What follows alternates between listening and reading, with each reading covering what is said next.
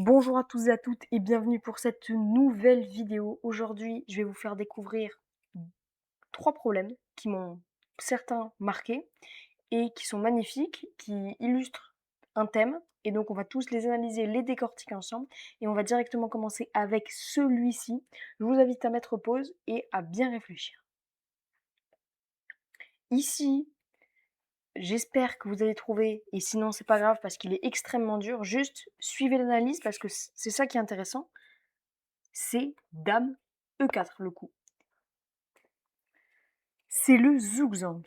Alors, ici, je vous ai mis en blanc tous les coups possibles des noirs. Alors, bien entendu, le roi ne peut pas bouger. On va regarder ça rapidement. Toutes les cases sont contrôlées par une pièce ou une autre. Et donc, elle ne peut simplement pas bouger. Donc, on va explorer toutes les lignes, toutes les variantes qu'il y a. C'est assez court, vous allez voir. En fait, on donne notre dame. C'est un peu bizarre, mais si on la prend, échec et mat, la tour fait échec et les autres cases du roi sont contrôlées comme je l'ai dit. Donc là, en fait, comme toutes les cases du roi sont contrôlées, il suffirait d'un échec pour que ça soit échec et mat, vu que le roi ne peut pas bouger. Donc, on va essayer les 2 prises de la dame possibles. À chaque fois, on vient faire échec et mat. Maintenant, et à chaque fois, maintenant, si on ne prend pas la dame va faire échec et mat d'une manière ou d'une autre. Soit, si on fait des 4, échec et mat, et après, dans toutes les autres manières, ça va être ça peut être le cavalier qui bouge aussi. Donc on va avoir les coups qui ne refusent de prendre la dame. On vient faire échec et mat. On peut avancer ce pion. Sauf que ce pion, on a dame B4 échec. Et sinon, ce que l'on a aussi, c'est tous les mouvements du cavalier. Donc le cavalier, il a 4 mouvements. Cavalier D8, cavalier H8, cavalier H6 et cavalier G5. Et donc dans les 4 mouvements, dame prend E5, dame prend E5, dame prend E5. Donc c'est échec et mat. C'est pour moi un super problème parce que c'est quand même très joli, dur à trouver malgré le fait que ça soit un mat en 2 parce que quand on a un certain niveau d'échec, on se dit bon, mat en 2 c'est facile à trouver.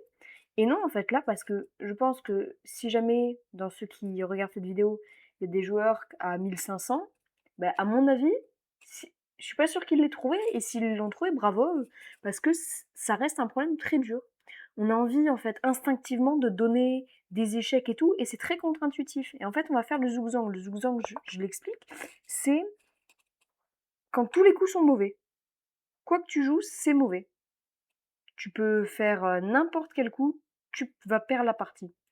Donc bon, là, c'est peut-être pas le zugzwang le plus illustratif, parce que bon, on est déjà à plus 15, c'est pas...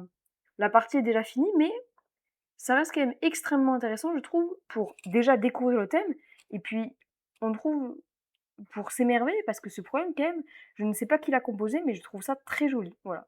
Et on va directement passer au problème suivant.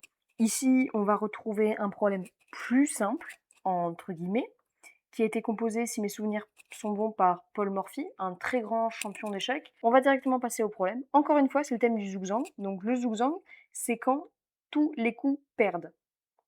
Donc, je vous laisse trouver le coup des blancs qui fait que tous les autres coups des noirs perdent. Ici, il fallait trouver un coup très spectaculaire. D'abord, on va envisager les coups qu'il ne faut pas faire. On n'a pas énormément de coups. On a les prises, sauf que les prises, en fait, on se retrouve directement perdant. Donc là, c'est nul. Et si on décide de prendre le fou, notre roi est hors du carré du pion, parce que même s'il vient, il rentre dans le carré du pion. Donc le carré du pion, c'est une règle qui dit que si, au prochain coup, le roi ne peut pas rentrer dans le carré dessiné par le pion et la dernière rangée, le pion ira à dame. Donc, si le pion... Bon, là, en plus, il y a le roi. Donc, il y a ce roi-là, donc ça fait que c'est fini. Mais si le pion avançait d'une case à chaque fois, et que le roi rentre dans le carré tout le temps, ça serait match nul. Bon, là, alors évidemment, ça ne compte pas parce qu'il y a le roi. Mais... Donc, on ne peut pas faire la prise. On continue. On ne peut pas non plus prendre de la tour. C'est absolument idiot. On va simplement se faire mater. Parce que, encore une fois, le pion va à la dame. On se retrouve dans la même position. Et donc, le coup, c'était tour à 6. Tour à 6. Alors en fait, on vient jouer sur le fait qu'on menace de faire échec et mat ici. ici, la menace, c'est échec et mat. Donc le fou ne peut pas bouger. Et donc si le fou ne bouge pas, comme le roi ne peut pas bouger, le fou, en bleu, c'est le fou. Le fou, il peut bouger, mais s'il bouge, c'est mat. En rouge, c'est les pièces qui peuvent pas du tout bouger. Et en bleu, encore une fois, le pion, s'il bouge, si il n'y a plus ce pion, notre pion peut avancer et faire échec et mat. Donc, on a deux options. Soit on prend et c'est échec et mat. Soit on décide de ne pas prendre, par exemple de bouger notre fou, et ça sera quand même échec et mat. Un problème très joli, encore une fois, sur le thème du zugzwang. Et on va directement passer au dernier problème. Et voilà le dernier problème de cette vidéo. On arrive déjà à la fin et vous allez voir, c'est pas fini. Ce problème, il est très compliqué. C'est un mat en 8 que j'ai choisi surtout pour son côté très esthétique. Donc, je vous invite à mettre pause et à essayer de le trouver si vous y arrivez, parce que c'est pas dit. Alors, directement, j'espère que vous avez mis pause, que vous avez pris le temps d'essayer de trouver ce problème. Et on va partir dessus, donc c'est très dur. On va, déjà, rien que le premier coup, il est bizarre. On a beaucoup moins de pièces. Les noirs sont juste à plus 17. Donc bon, là, normalement, la partie, elle est perdue dans toutes les positions, sauf celle-là, plus ou moins. Et déjà, on va commencer par cavalier E7. Alors, cavalier E7, bon, on fait une fourchette et on prend la tour. On va analyser rapidement ce qu'il se passe si on ne prend pas de tour. Donc, cavalier échec, le roi n'a qu'une case, cavalier prend, le roi bloqué n'a que cette case, et maintenant, on va simplement pouvoir faire échec et mat. Le cavalier contrôle les cases, les pions contrôlent, le cavalier met en échec, et le roi se charge aussi de contrôler quelques cases au roi adverse. Donc, c'est pour ça qu'on est obligé de prendre. Pourquoi est-ce que le coup cavalier... Alors ce coup, qui est intuitif, on a envie de dire, bon, là, pourquoi ça ne marche pas? Parce qu'après, on n'a plus la ressource cavalier E7. Et donc, ici, c'est là, si on laisse le cavalier c'est mat en 2, là, en fait, on va simplement pas tarder à se faire mater dans cette position. Il y a mat en 5. Je vais pas vous le montrer parce que c'est un peu long, voilà. J'ai envie de vous montrer autre chose. J'ai envie de vous montrer la beauté de ce problème. Prends. Et là, maintenant, après tour prend, il y a une configuration qui fait qu'on va pouvoir enchaîner les fourchettes jusqu'à arriver au mat. C'est absolu. Je trouve que c'est vraiment magnifique. Donc ici, je rappelle, on a nos pions qui contrôlent les cases du roi.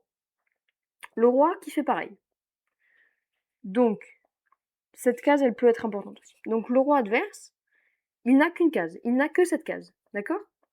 Donc, si on arrive à la lui prendre, c'est échec et mat. Tout en faisant échec. Donc, pour l'instant, il faut réussir à lui prendre cette case. Donc, c'est parti. On va commencer. Cavalier E6. Une première fourchette. Parce que là, on va enchaîner les fourchettes. Le roi n'a qu'une case. Échec. Nouvelle fourchette. Le roi n'a qu'une case. Et là, on pourrait se dire, on avance notre pion et le roi est bloqué. Et c'est échec et mat, parce qu'on contrôle les deux cases. Sauf que non. Là, il y a dame prend, pion prend, roi prend, cavalier prend, et on a 3 pions de moins. On est à moins 6. On va perdre la partie. Donc, on est obligé de faire cavalier prend, fourchette. Encore une fois, hein, ça s'arrête pas. Le roi revient ici, et cavalier prend. Donc là, on lui prend la case, et on le met en échec.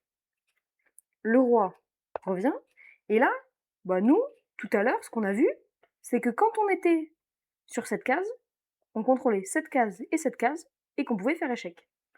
Donc, il nous manque plus qu'une chose, ben on va faire le chemin en sens inverse. Et maintenant, le coup de grâce, échec et mat. Moi, c'est un des premiers problèmes qui m'a vraiment marqué. Donc, j'avais envie de vous le partager dans cette vidéo parce que je le trouve très joli, un peu fou. Et donc, c'est la fin de cette vidéo. J'espère que vous aurez apprécié. N'hésitez pas à liker parce que je pense que si on dépasse les 30 likes sur cette vidéo, j'en fais une deuxième. Donc on fait une deuxième avec peut-être d'autres problèmes qui m'auront marqué, des problèmes jolis pour comprendre, apprendre les échecs. C'était Bleach et je vous remercie encore une fois.